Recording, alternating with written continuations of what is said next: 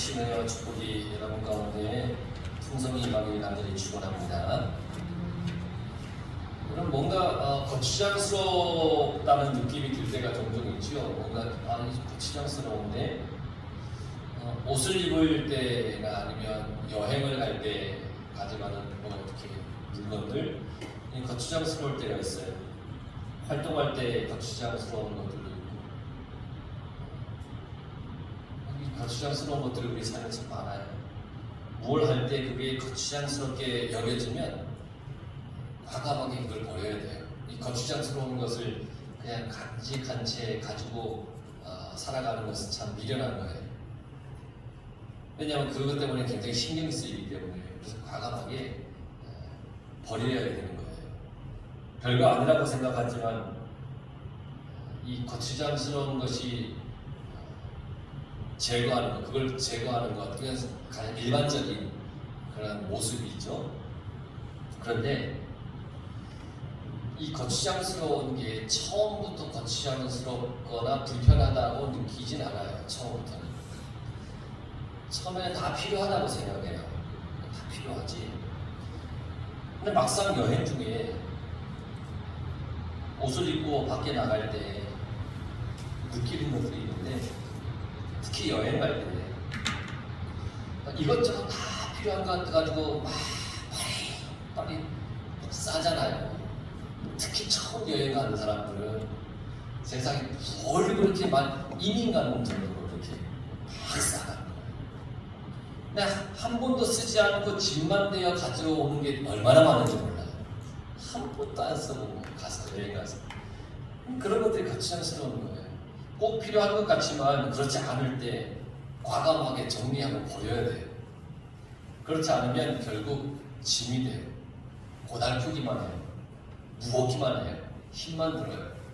저 여행을 처음 갔을 때는 그래 했어요. 누구보다 많은 짐을. 비행기에 실을 수 있는 최대치의 간당간당할 만큼 짐을 다 가지고 가지만 한 번도 써본 적이 없는 물건을 가지고 간 것 중에 한 번도 써보지 않은 물건들이 많았어요. 여러분 삶에 과감하게 정리하고 싶은 거추장스러운 것들이 뭐가 있죠? 많은 옷 중에 우리가 정리해야 될 게 많죠? 1년, 2년 동안 한 번도 입어보지 않아서 열어보니 곰팡이가 싹 피어있는 옷들이 있죠? 막 도대체 입을 수 없는 옷들이 있죠? 다 먹을 것 같았는데 1년 후에 열어보니 냉동실에 1년 동안 손도 안 대본 이 비닐에 뭐가 있었지? 하면서 이렇게 뜯어보고 열어보고 이게 왜 아직까지 있지? 이러면서 이렇게 쟁여놓는 그런 것들이 너무나 많잖아요. 우리 살아가면서 불편한 것들이 참 이런 불편한 것들을 참 많이 가지고 살아요. 그런데 그것들을 과감하게 버리고 나눠주는 결단과 용기 또한 없을 때가 많아요. 과감하게 그거를 필요한 사람에게 주던 아니면 정리를 하든 해야 되는데 그렇게 못할 때가 많아요. 내가 살아가면서 가장 중요하고 필요한 것이 뭔지 제대로 알고 그렇게 산다면 그 삶은 불필요한 것 때문에 골머리 썩지 않을 거예요. 이게 필요하구나 하고 필요한 것만 가지고 산다면 골머리 썩지 않을 거예요. 우리 삶에 가장 중요한 게 뭘까요? 가장 필요한 게 그것이 뭘까요? 오늘 그것을 가장 깊이 우리가 생각해보는 시간이 되었으면 좋겠어요. 그래서 그걸 위해 그걸 쫓아서 살아가려고 하는 결단이 있길 간절히 바랍니다. 하나님이 모세에게 명령했습니다. 이렇게 말씀하셨어요. 너는 네가 애굽 땅에서 인도하여 낸 백성과 함께 여기를 떠나서 내가 아브라함과 이삭과 야곱에게 맹세하여 내 자손에게 주기로 한 그 땅으로 올라가라. 너는 내가 애굽 땅에서 인도하여 낸 백성과 함께. 자, 하나님께서 이스라엘 백성들을 향하여 말씀하실 때 그 백성을 누구의 백성이라고 말씀하십니까? 하나님이 내 백성이라고 그러잖아요. 하나님이 내 백성. 그런데 오늘 성경이 모세에게 네가 인도하여 낸 네 자손이라고 얘기를 해요. 좀 이례적이에요. 내 백성이라고 하셨는데 오늘 말씀에는 네가 인도하여 낸 네 자손 이렇게 말씀하세요. 하나님의 백성이라고 말씀하지 않아요. 마치 모세가 주인인 것처럼 말씀하시는 거예요. 네 백성. 이렇게 말씀하신 이유가 있죠. 이스라엘 백성들이 지금 뭘 만들어서 하나님께 야단을 받고 있어요? 금송아지를 만들었잖아요. 하나님께서 만들지 말라고 했던, 말씀에서 엄격하게 금지했던 그 우상을 이스라엘 백성들이 떡하니 만들었어요. 그래서 하나님께서 이스라엘 백성들을 진멸하시려고 해요. 그렇잖아요. 다 진멸하시려고. 그때 모세가 하나님께 하나님 제발 살려주십시오 막 이랬지 않았습니까? 그래서 하나님께서는 더 이상 내 백성이라고 하지 않고 모세의 백성, 모세의 자손 이렇게 말씀하셨어요. 하나님과 이스라엘과의 관계는 더 이상 없는 거예요. 내 백성이 아니잖아요. 하나님께서 말씀하십니다. 참으로 슬픈 일이고 가슴 아픈 일이고 하나님의 은혜로 지금까지 왔잖아요. 홍해를 건너고 아말렉과의 전투로 해서 지금까지 이렇게 왔는데 그 은혜를 다 잊어버리고 아론에게 우리가 저기 애국에 있을 때 섬기던 그 금송아지 만들던 내라 그러면서 우상을 만들었어요. 더 이상 하나님과 상관하지 않겠다고 그들이 그러고 있었던 거예요. 우리의 삶을 하나님께서 상관하지 않으시겠다고 하면 어떻게 했습니까?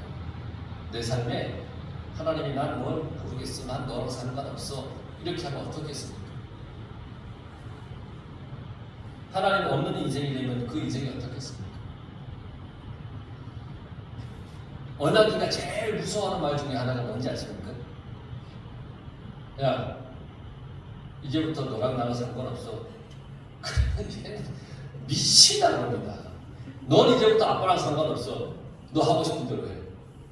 그러면 왜 이러면서 얘가 그래서 미치다 그러는 거예요. 그걸 보면 뭔 생각했냐면 아빠랑 너랑 상관없어 하는 이 말이 아이는 되게 무서운 말이구나. 오늘 성경에 보면 하나님이 우리가 이걸 느껴야 돼요. 난 너와 상관없어 하면 우리는 어떠해야 돼요? 어떻겠어요? 아버지와 아들 사이에서도 난 너 상관없어 그러면 아들이 막 그냥 외면하는데 하나님이 나한테 내 영혼의 주인이신 하나님이 나는 너랑 상관없어 그러면 우리는 어떻게 되겠습니까? 그 인생은 다시 죄의 수렁으로 빠져 들어가지 않겠습니까? 상관없겠는데 구원이 없는 아주 처참한 인생이 되고 말 거예요. 평안과 기쁨도 평화도 기쁨과 소망도 없는 그런 인생이 되고 말 거예요.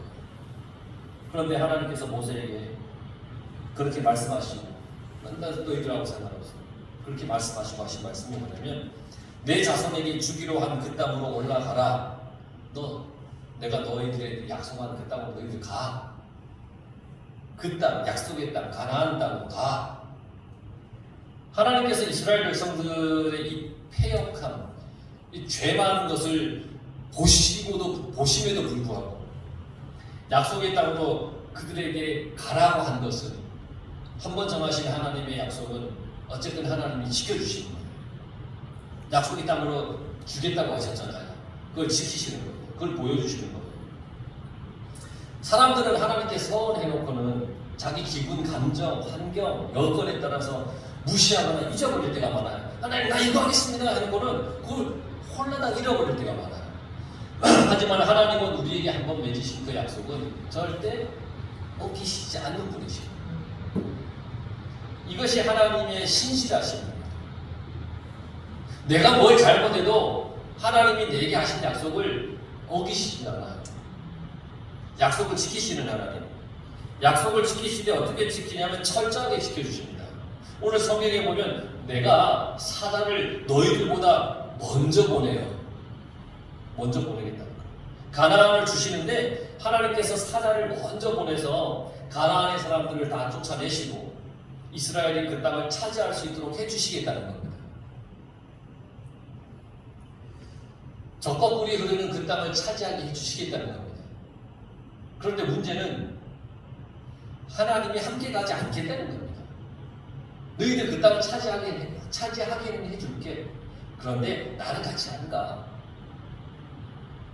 약속의 땅에 가야 하는데 하나님이 임재함이 없는 거예요. 참으로 당황스러운 상황이죠. 약속의 땅을 자기들 혼자 가야 돼요. 하나님 없이 가야 되는 거예요. 그러니 그 과정이 얼마나 괴롭겠습니까? 하나님이 계실 때는 물이 없으면 하나님이 물도 주시고 음식이 없으면 만나도 내려주시고 매출하기도 주시고 아말렉이라고는 이 나라가 쳐들어오면 하나님 마가도 주시고 홍해도 갈라주시고 그랬는데 이제는 나 너희랑 같이 안 가. 너희들 알았어 가. 그러니까 그 걸어가는 과정이 얼마나 괴롭겠냔 말이에요. 스스로 모든 것을 해결해 나가야 되는데 얼마나 고통스럽겠습니까? 우리가 사는 삶에 하나님이 관여하지 않는다면 어떨까요? 내 삶을 내가 책임지고 가야 된다면 여러분 그 삶을 끝까지 우리가 완주할 수 있을까? 혹 완주한다 하더라도 하나님이 없는 삶이 얼마나 고통스럽고 얼마나 무섭고 얼마나 두렵겠습니까? 이스라엘 백성들이 금송아지를 만들어서 하나님보다 그걸 더 숭배했어요. 그러니까 하나님이 그들에게 뭐라고 그랬냐면 너희는 목이 고든 백성이다. 그렇게 말씀하셨어요. 하나님 앞에 겸손하지 않다는 거예요. 목이 고닫다는 거예요. 겸손하지 못해. 교만해. 머리를 숙이지 않아. 이런 교만한 백성을 하나님은 진멸할까 두렵다고 했어요. 그래서 함께 가지 않겠다는 거예요. 내가 너희들을 진멸할까 두려워서 함께 안 가겠다는 거예요. 인간의 잘못으로 인해서 하나님께서는 그들과 함께 하지 않겠다는 그런 말인데 조금 더 생각해 보면 이것 또한 하나님의 사랑이 가득 들어있는 말씀이에요. 내가 너희들을 진멸할까봐 같이 못 가겠어. 만약 목이 고든 이들과 함께 하나님이 가시면 교만, 우상숭배, 그걸로 만연한 그들을 진멸할까 염려스러워서 그들을 진멸하게 될까봐 함께 가지 않겠다는 거예요.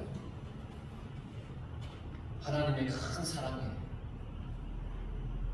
너희가 잘못을 너무 많이 해서 지금 너희를 보면 내가 때리고 상처나게 할 것 같아서 지금 너희랑 같이 갈 수가 없어 라고 하십니다.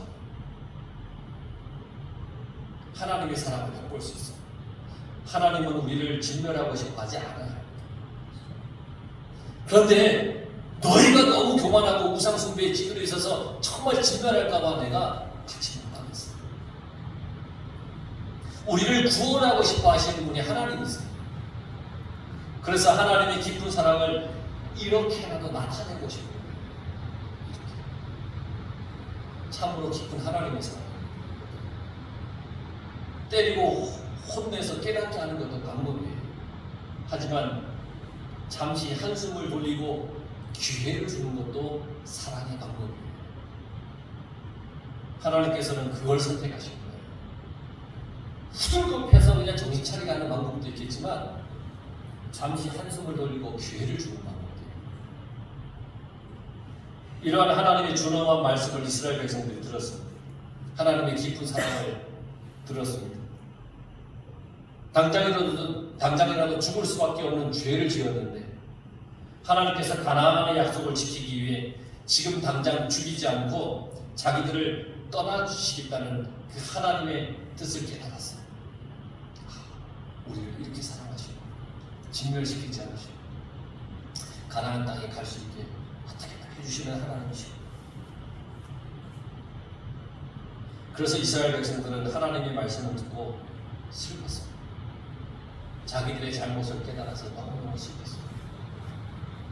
자기들의 죄로 인하여서 죽을 수밖에 없었지만 약속을 신실하게 지키는, 자기들을 진멸하지 않고 떠나시겠다는 그 하나님의 그 최선책을 깨달은 거예요. 이렇게 하나님이 방법을 택하셔서 우리를 살려주시고 약속을 지켜주시고, 그래서 이스라엘 백성들은 단 한 사람도 자기의 몸을 단장하지 않았다고 했습니다. 단 한 사람. 오직 하나님의 은혜만을 생각했습니다. 하나님의 깊은 사랑만을 생각했습니다. 자기들을 사랑하시는 하나님의 크신 사랑을 깨달았습니다. 그래서 자기를 치량하는 데 신경 쓰지 않고 하나님을 생각하는 데 신경을 썼습니다. 하나님만 생각했습니다. 같은 맥락에서 하나님께서는 너희의 장신구를 떼내라 그렇게 말씀하셨습니다. 너희들 몸에 있는 장신구들을 다 떼내라. 그렇게 하면 내가 너희를 어떻게 할지를 정하겠다 그렇게 말씀하셨습니다. 기회를 주시는 거예요. 기회. 너희가 장신구를 떼내면 내가 너희를 용서할지 어쩔지 정하겠다는 거예요. 그럼 이 장신구가 뭐예요? 장신구는 자기를 치장하는 거예요. 그리고 그들이 금송아지를 뭘로 만들었어요? 그들이 가지고 있던 금붙이 장신구로 만들었어요. 우상을 만들었던 그 장신구를 떼라는 거예요. 너희 몸에 우상을 만들었던, 너희 몸에서 우상을 만들었던 것들을 붙이지 말라는 거예요. 우상의 거리가 있는 것을 붙이지 말라는 거예요. 그렇게 하면 너희를 진멸할지 살릴지 함께 할지 하나님께서 정하시겠다는 거예요. 우리에게도 장신구가 다 있어요. 하나님보다 더 의지하는 것이 있으면 그게 내 몸에 붙인 오늘 성경에서 말씀하시는 장신구. 물질이 될 수도 있죠. 사람이 될 수도 있고. 하나님보다 어떤 일, 이런 것들을 들 수 있죠.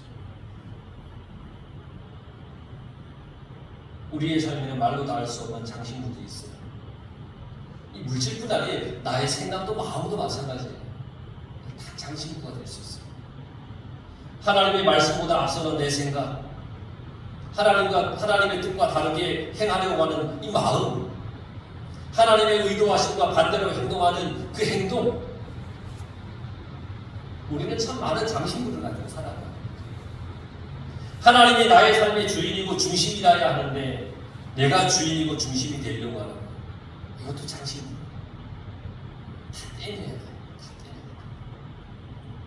우리의 삶이 어려워지고 괴로워지는 이유도 여전히 나에게 그런 장신구가 붙어있기 때문에, 신앙생활하면서 갈등을 갖는 이유도 이 장신구가 여전히 내 속에 붙어있기 때문에 하나님께서는 그걸 다 떼라는 거예요. 그렇게 하면 우리의 삶을 하나님께서 주관할지 말지를 정하겠다는 거예요. 그래서 신앙은 버리는 거예요. 계속 버리는 거예요. 나에게 있는 장신구를 버리는 거예요. 그리고 버린 그곳에 하나님이 임재하십니다. 버리는 거예요. 여러분들의 삶은 무엇으로 채워지길 원하세요? 장신구는 우리의 인생에 거추장스러운 것들이 될 수 있어요. 하나님과의 관계를 유지해 또 맺어가는 데 있어서 거추장스러운 것일 수 있어요. 만약 하나님과의 관계를 맺는데 거추장스러운 거다, 그러면 화가 떼요. 내가 하나님이 먼저야, 하나님이 무슨 아까워하지 마세요. 하나님과의 관계를 맺는데 거추장스러운 거라면 그것은 우리의 구원의 문제에 있어서 방해가 되는 거예요. 그래서 떼내야 돼요. 여러분, 우리 삶에 가장 중요한 건 뭡니까? 구원받는 겁니다. 구원. 하나님의 그 나라의 영광을 바라보는 겁니다. 거기에 참여하는 겁니다. 그거는 두 번의 기회가 없는 겁니다. 인생에 단 한 번밖에 기회가 없는 겁니다. 그 기회를 놓쳐서는 안 됩니다. 거추장스러운 장신구 때문에 그 기회를 빼앗겨서는 안 되는 겁니다. 약속의 땅 가나안은 영원한 하나님의 나라입니다. 여러분, 하나님의 나라보다 더 중요한 게 어디 있겠습니까? 내가 영원히 있어야 할 것보다 더 중요한 것이 어디 있습니까? 장신구를 떼낼 때 그 아쉬움과 미련은 잠깐이지만 영원한 하나님의 나라는 말 그대로 영원한 것입니다. 이스라엘 백성들은 하나님의 말씀에 호렙산에서 그들의 모든 장신구를 떼냈습니다. 하나님의 말씀을 듣고 비로소 뭐가 중요한지를 깨달은 겁니다. 여러분들도 이 시간부터 불필요한 인생의 장신구 떼내십시오. 하나님보다 앞서는 것이 있으면 그거 다 떼내십시오. 물질이든 생각이든 내 마음이든 행동이든 그게 하나님을 따르는 데 있어서 거추장스러운 것이 된다면 다 내려놓으시기 바랍니다. 그래서 하나님과 날마다 동행하는 삶을 살아가십시오.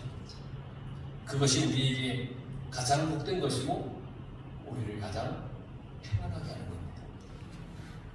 그렇게 살아가시길 바랍니다. 기도하겠습니다.